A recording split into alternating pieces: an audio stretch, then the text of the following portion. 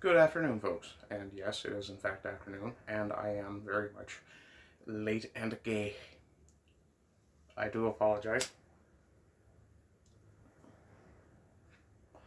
But I had something of an emotionally draining day yesterday. Let me just adjust this camera angle again, as usual. A little more to the right there, Felix. Perfect. So, as I said, I had a bit of an emotionally draining day and ended up sleeping a little longer than usual because I had a bit more insomnia than normal.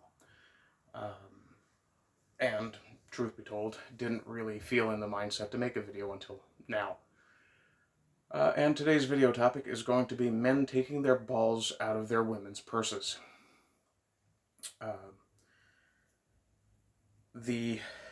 No, currently I'm single. Probably because I say things like men should take their balls out of women's purses. Don't really have a problem with that. Well, there are other factors as well. I mean, I'm not the prettiest boy in the world. But, all that said, what is happening, or has been happening, probably for certainly my generation, was where it began in the 80s and 90s. I'm Gen X. Oh, goodness. Just a second, I have to get whatever the hell that is out of my eye. Okay, well, mostly problem solved. Now the other eye is itching a little. Because of course. Oh, okay, whatever that is actually feeling like it's sticking into my eye. So I'm just going to close my eye for a while, let it tear up. This is actually the safest way to correct any issue you have in terms of a sense that something's in your eye.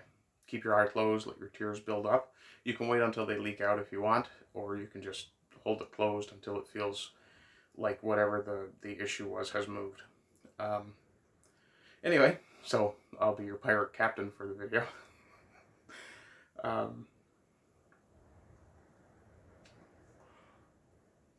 Depth perception is kind of shot with one eye. Okay, so I can't do this with one eye closed. That's better.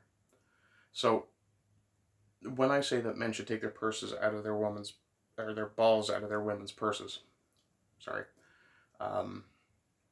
what I mean is you should avoid allowing anyone to run your life. And if you're in a committed relationship, yes, the phrase happy wife, happy life does matter, but do you really think your wife is going to be happy if she runs you and doesn't respect you as a man? I mean, we have the evolutionary gender roles we have for a reason.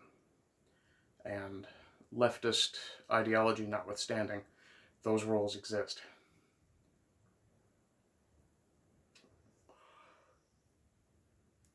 And I mentioned earlier about how the effeminization of men began with my generation in the 80s. In the 80s, boys were expected to be more rambunctious, rowdier than girls. We are much more physical creatures, especially when it comes to sorting out dominance amongst ourselves. Women tend to be far more psychological in their means of setting dominance. And as a man, I don't truly understand that process because, well, I'm not evolutionarily equipped for it. And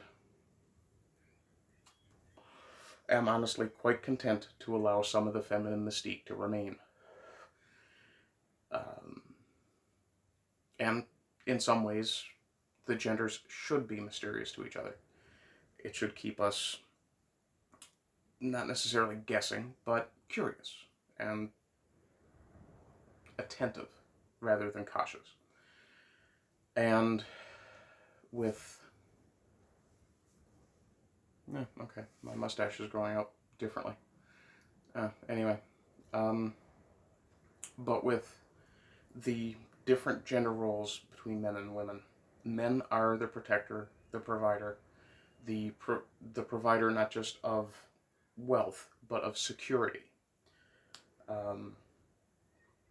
And part of our role is to make the women in our lives feel secure and protected. And if you're in a relationship where I'm trying to be as charitable to the women as I can, because I know that feminism is something of a crippling disease or a crippling affliction upon that particular fairer sex. But okay, ladies, I do apologize. This is going to sound like I'm comparing you to a different species, but I'm not. I'm simply making an analogy with, and this is for the guys, this really may not speak to the women at all, but with a dog, you are either the alpha or the dog is. If that dog is the alpha, then the relationship cannot be stable, cannot be healthy. At least for one member. And generally that member is the owner or the master. Yeah, that's right, I used that word. But we call men the masters of a dog because if you're not, that dog begins to act in the alpha state or the alpha mind or whatever term you want to use. Mindset works as well. And in a relationship with a woman where the man is not, I guess, empowered. I don't like to use that term because it's more of a lefty term, but for shorthand purposes, it works. But in a relationship where the man is not empowered to be a man, you end up with an unhealthy relationship for at least one member in that relationship. As far as the dynamics between same-sex couples or non-hetero, non-cis couples, I have no idea.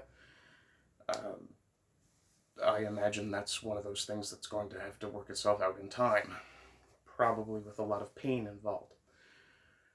But to speak about the general, ordinary, average relationship, if the man is not empowered, then to be a man, and that comes from the man. You can't give a man power. A man has to take power. He has to understand that he has the agency to act for himself.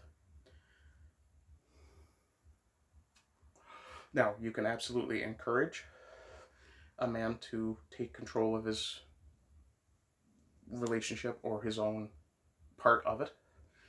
And once that happens, once a man has empowered and actualized himself as a man within a relationship, one of two things will happen. Either the woman will be unhappy because she wanted the control, which is fine, and if she can find a man that's comfortable in that role, in that subservient role, by all means. But the average woman will be unhappy because, will not be unhappy because now she's got a strong man, someone to provide a sense of security, a sense of protection.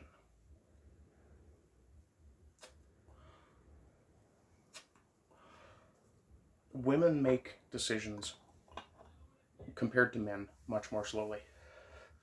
And because of that, there is a certain degree of hesitation in a crisis situation for a woman that men don't have necessarily.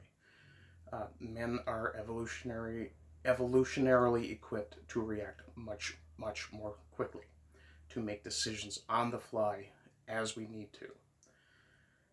It's part of the reason we make better military commanders, part of the reason we were the hunters, because we were the sex that was going out and chasing mammoths or fighting predators that came to the cave.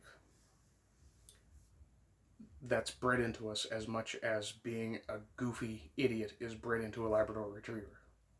Also, I did want to point this out.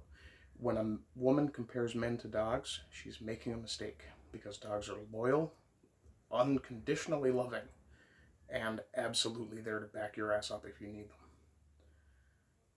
them. And yes, I do realize I just put the shocker up and I didn't mean to. Anyway, but if the man in the relationship isn't, for lack of a better term, the alpha, and we're dealing with regular women, then what we end up with is an unbalanced relationship where at least one of the partners is not happy. And when you're in a situation like that, the only thing that can end is the relationship, and it ends badly. So, guys, take your balls out of their purses, keep them firmly in your own hands, ideally put them back in your pants. Don't wave them around too much. And I mean that literally and metaphorically. But, you know, letting yourself be run by someone else is no way to be a man. And you don't have to go to the level of toxic masculinity of being abusive or angry. You simply state what you want assertively, and you let the chips fall where they may. That can be the very, very most difficult part of that, is to look up at your partner, ideally your partner, and say to them, look, darling, sorry, but I'm not happy with this. This needs to change. And one of two things will happen. Either the relationship will change or it will end. Then you're free to go find a better relationship. Life is rough. Anyway, I've decided that I'm going to be using a new sign-off in favor of the cultural pushback that we're seeing, and to honor those who are rising against it. So, rise and rise again until lambs become lions. Bye-bye.